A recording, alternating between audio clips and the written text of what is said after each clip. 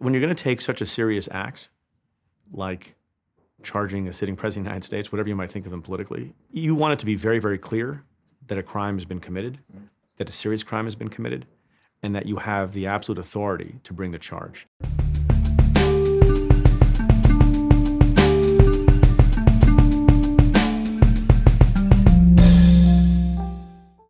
I'm Ian Bremmer, and welcome to GZERO World. I'm here in Disney, Orlando, Florida. There are children literally everywhere. We are gating them away so I can have this small area of personal sanity and bring to you this week the former prosecutor of Southern District of New York. That's right, Preet Bharara. We've got puppet regime and right now, your world this week. I'm going to start with Hawaii. Don't usually do that, but in this case, for 38 heart-wrenching moments, the citizens of Hawaii thought that a North Korean ballistic missile was incoming and they had to call their loved ones, or not if they didn't have any.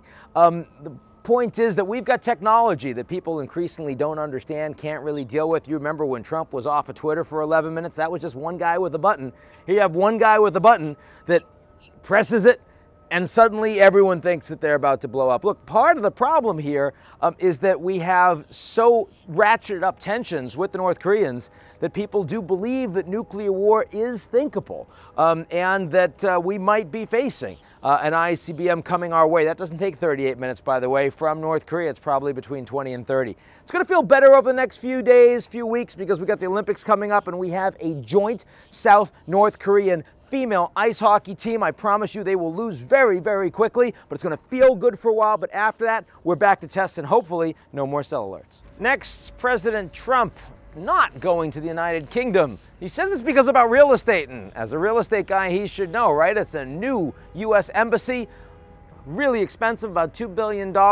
He blames the Obama administration. They are the ones that negotiated the price for selling the old building, though it was originally a Bush decision. That is not why he's not going. He's not going because there were going to be really big demonstrations that were going to cause a problem, not just for him, but also for the embattled Prime Minister of the UK, Theresa May. Frankly, a good decision for both of them. If he wants a trip that goes off well, may want to go back to Riyadh. And finally, I want to tell you that word that Trump used to describe all those African countries, but it's Disney, and they may not let you use language like that, but you know what I'm talking about. In the United States, it's pure politics. It's Democrat versus Republican. Watch your favorite cable news channel. They'll give you the message you want. But internationally, this is not good for American influence. It's already eroding. It's fantastic for Xi Jinping. His Chinese government dominates all these African economies, and they don't call them bad names. They just take all their resources. They're going to do a little more of that going forward without much pushback from the United States. That's it from the Magic Kingdom. I have much better fictional characters coming your way. Puppet regime. Tired, bored, huddled. Right. Help! Help! Come in here, please. Take this down, will you, please? Give me your tired, your bored, your huddled Norwegians. Right. That's beautiful. Tremendous. What a shithole. Puppet regime! A friend of mine gave me some advice when I went to go meet with him. But don't be upset and offended when you walk into Donald Trump's office and he won't laugh at anything you say. He'll smile, but he won't laugh. Welcome everyone here in the Eurasia Group headquarters, Flatiron District, New York City. Right place to be talking to Preet Bharara. He is the distinguished scholar at NYU School of Law, not far from here. Also was, of course, U.S. Attorney for the Southern District of New York. That includes where we're sitting right now. And you listen to his podcast, Stay Tuned with Preet. Preet, delighted to be here. Thanks for having me. So how inappropriate, scale of 1 to 10, how inappropriate do you find this administration? He says certainly an awful lot of things that imply that he wants to erode these institutions, make them subservient to him, make them more political. But how much has he actually done? I'm not concerned about Congress as a whole. I'm not concerned about the executive branch as a whole. I'm not concerned about the judiciary as a whole, but I am concerned about this element of rule of law where people have come to appreciate and have faith in and trust in the fact that when law enforcement decisions are made, they're made based on the facts and the law, and not because a particular politician, whether it's a president or a senator or someone else, wants an enemy to be hurt. And you think that's now changing? I think the feel of things is certainly that. I mean, look, what's one of the things that the president has been most angry about? He's been most angry about the staunch conservative former Republican Senator Jeff Sessions, who he installed as Attorney General. He's most upset that he recused himself. Yes, after he told him not to. And the President of the United States has done everything he can to assail that decision, say it was wrong, say if Jeff Sessions had told me in advance he was going to do that, I would have appointed someone else. For what purpose? For what purpose did he want this person to be not recused? He wanted him not to be recused and still involved in the case to protect him. So let me now ask you specifically about the Mueller investigation. Do you think he can avoid a direct interview with Robert Mueller? The president has said repeatedly that he's happy to do it. He's happy to testify under oath. I'm sure his lawyers don't want him to do that. I'm sure they don't, yeah. Because he's not great with the truth, with one caveat that I'll mention in a moment. He could decide he doesn't want to do it. There's no collusion here, so what's the point? Why would they even want an interview? Yep. It sounds like he's laying the groundwork not to have to give an interview. Right. And then the Mueller team has a choice. They can say, well, fine, there's something called a grand jury subpoena that you're not immune from so far as we believe there's an argument, for that position. And the president can decide either to comply that way, which usually doesn't happen in that case because they'd rather cooperate in a non-grand jury environment, in an interview environment, without having to look like they were compelled to testify. Or you say you're taking the Fifth Amendment. And then there are lots of sort of issues related to A, what that looks like politically and publicly, and B, whether you have an actual basis to assert that privilege. My guess is, at the end of the day, a normal person in President Trump's position, who's a high-ranking person, who believes that nothing he did was wrong or unlawful because of the political considerations and also potentially the legal considerations, does an interview with the FBI. Now, this is not a normal person. Right. He does not do things in the normal way. It's not a normal circumstance. It's not a garden variety investigation. So I'm not going to predict how it's going to end up. But the other point I was going to make is this. We both smiled and nodded at each other when we said, the lawyers probably don't want him to testify in any way, shape, or form because he puts himself in legal jeopardy. And you said with an exception. What's the exception? Just because he acts in a crazy way on Twitter and he lies repeatedly about crowd size and conversations that were had and the president's prior president's birth certificate and things like that, does not necessarily mean that he's going to be a babbling, crazy, self-incriminating maniac when he is presented with the serious prospect in a conference room of dealing with and answering questions from very, very serious, rigorous lawyers. He can be careful when it matters. Yeah, which to me, by the way, separate and apart from what the legal jeopardy is, indicates to me that he's smarter than a lot of people give him credit for.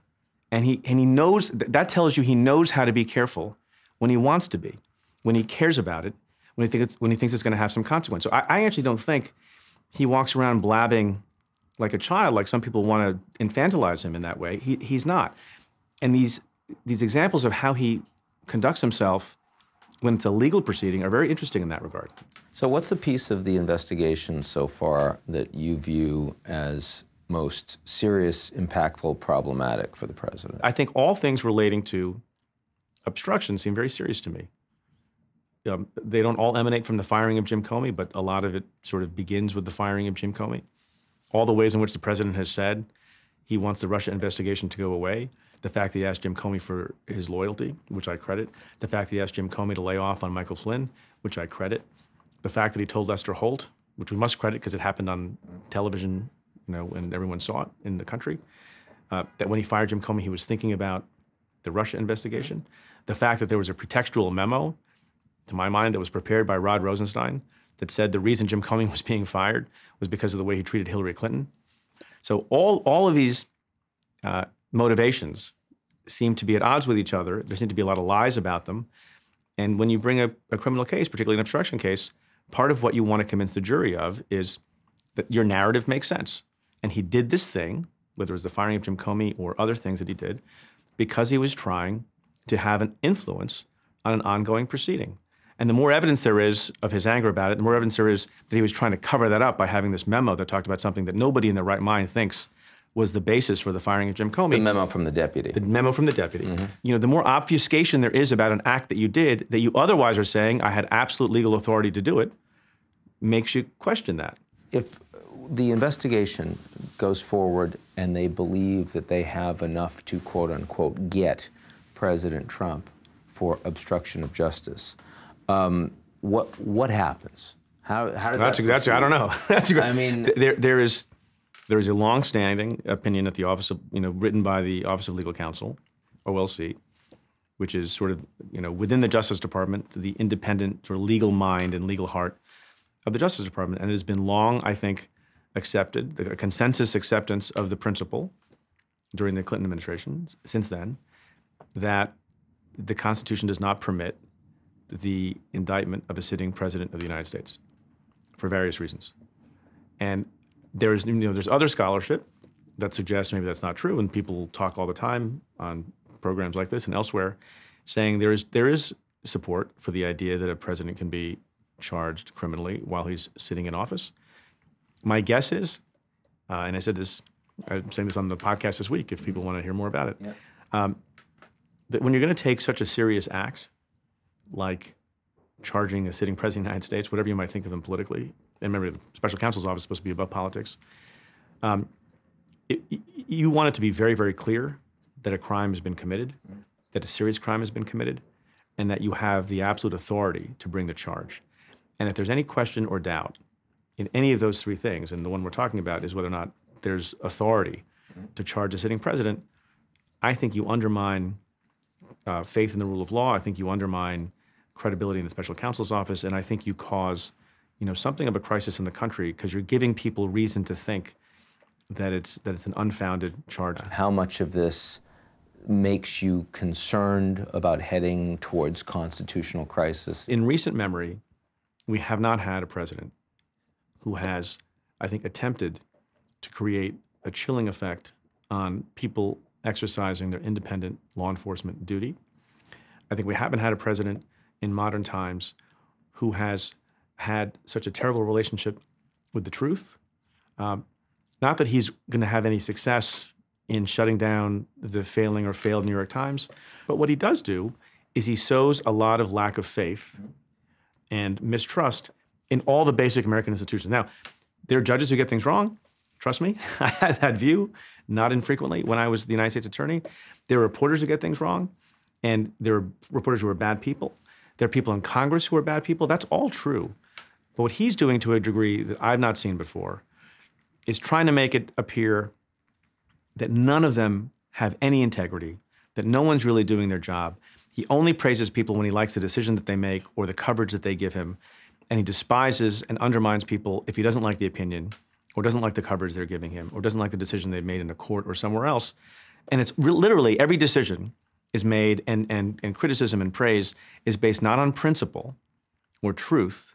It's always based on whether it's good or bad for Donald Trump. And because there are, tens of millions of people who support him, no matter what, it a little bit twists the way we think about things. And there are, I think, a few voices who stand up for principle and truth. And it doesn't mean that Donald Trump lies about everything. He's right about some of his assessment about America. I mean, I said all the time, he was right. There is a swamp. I don't think he's draining it. I don't think he knows what it is exactly. Lots of people have been forgotten. That's absolutely true. The system is rigged. We tried to do what we could, to rectify the ways in which the system was rigged on Wall Street and elsewhere. So he's not always wrong, but he does enough to sort of undermine any kind of traditional sense that institutions can be composed of people who act on principle and based on truth. I think that's very dangerous. Winter is coming. Sounds about right. I thought winter was last week. We're still I think we're in a coming. thaw now. It's coming long term. Yeah. Preet, thanks so much. Thanks for having me. Good to see you. That's it, but come back next week where we have Maggie Haberman. She is clearly the most exciting reporter to be following in the country right now on the White House beat. Unless, of course, there's an incoming ballistic missile. Let's all hope we'll be back.